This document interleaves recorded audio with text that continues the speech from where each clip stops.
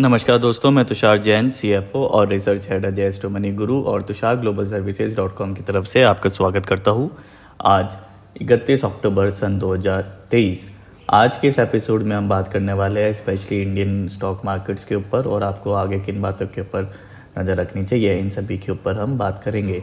तो Indian markets के update के ऊपर आने से पहले हम थोड़ा सा अंतर्राष्ट्रीय बाज़ारों के ऊपर भी नज़र डाल लेते हैं। अंतर्राष्ट्रीय बाज़ारों में कल के सेशन के अंदर यदि हम देखें तो यूएस मार्केट यानी कि अमेरिकी बाज़ारों के अंदर एक अच्छा खासा पुल बैक देखने को मिला, जो कि काफ़ी सकारात्मक दृष्टि ग्लोबल मार्केट्स की ओर डालता है। वही यूरोपियन मार्केट्स में भी अच्छा रुख देखने को मिला।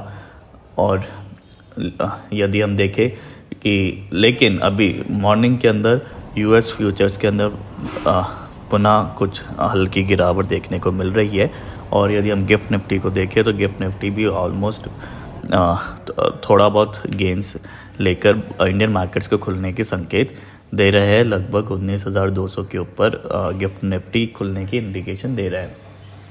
अब भारतीय शेयर बाज़ारों में क्या होने की संभावना है, इसके बारे में हम चर्चा करेंगे। भारतीय शेयर बाज़ारों की यदि हम बात करें तो कल के सेशन में भी एक अच्छा अपमूव देखने को मिला था निफ्टी बैंक निफ्टी के अंदर, लेकिन छोटी अवधि में अभी भी ग्लोबल टेंशन्स मिटी नहीं है।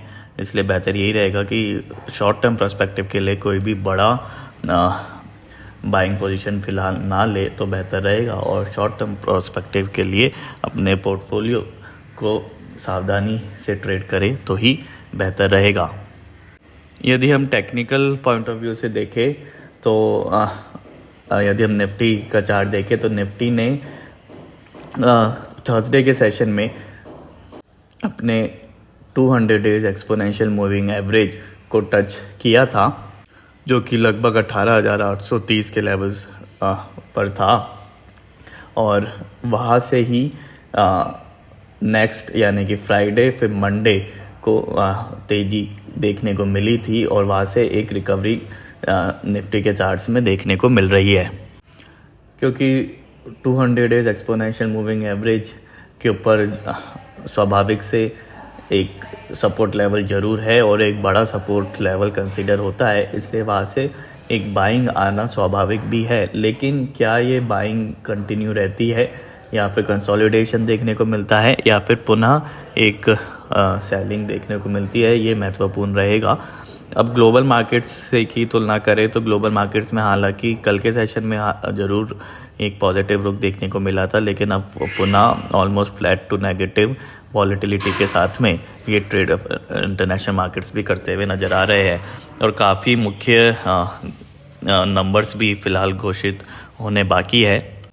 यूएस के मंथली जॉब्स डाटा भी और रिपोर्ट भी फ्राइडे को घोषित होंगे। इसके अलावा बैंक ऑफ इंग्लैंड जो पॉलिसी डिसीजन है वो थर्सडे को आने वाला है। और ट्यूसडे यानी कि आज बैंक ऑफ जापान अपने इन्फ्लेशन फोरकास्ट को डिस्कस करने वाले हैं और बॉन्ड यील्ड्स के बारे में चर्चा में देखने को मिलेगी। और 2 यूरोपियन सेंट्रल बैंक्स की तरफ से कुछ खबरें निकल के आ रही है कि वो इंटरेस्ट रेट्स के अंदर कट नेक्स्ट ईयर के फर्स्ट हाफ से में देखने को मिल सकती है। तो ये है प्रमुख इकोनॉमिकल डाटा विभिन्न मेजर मार्केट्स के। भारतीय शेयर बाज़ार के अंदर फ़िलहाल सावधानी का रुख जारी रखने का ही सुझाव रहेगा, लेकिन ये मौका है अपने पोर्टफोलियो में कुछ क्वालिटी स्टॉक्स को ऐड करने का लॉन्ग टर्म और मीडियम टर्म प्रोस्पेक्टिव के लिए। उसके लिए आप कंसीडर कर सकते हैं HDFC बैंक, रिलायंस, HAL जैसे स्टॉक्स के ऊपर आप ज़रूर नज़र रख सकते हैं। ध्यान दीजिएगा, लॉन्ग टर्म और मीडियम टर्म के प्रोस्पेक्टिव से आप नज़र रख सकते हैं। छोटी अवधि के अंदर ज़रूर फ़िलहाल अभी सावधानी बरतने का ही सुझाव रहेगा छोटी अवधि के लिए।